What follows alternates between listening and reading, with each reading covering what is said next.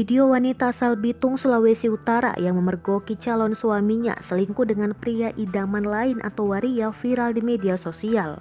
Video tersebut diunggah lewat akun YouTube Tim Tarsius 86 pada 28 Maret 2021 hingga viral.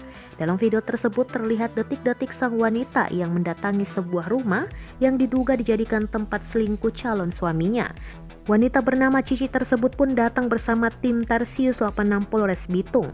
Seorang petugas mencoba mengetuk sebuah rumah dan memanggil pemilik rumah bernama Leksa.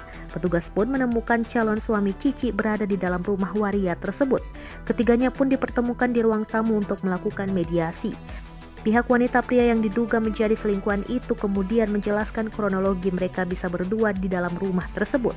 Dalam pembicaraan itu diketahui jika Cici dalam kondisi hamil dan akan segera menikah, sedangkan sang calon suami mengatakan akan menyelesaikan hubungannya dengan Alexa. Namun ternyata pria itu pergi dan tidak ada kabar.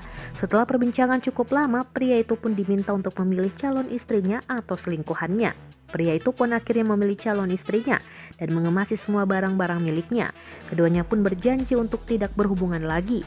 Unggahan ini pun mendapat banyak komentar dari para netizen. Namun ternyata keduanya kembali berhubungan dan melanggar kesepakatan. Keduanya terekam bermesraan di sebuah pesta pernikahan.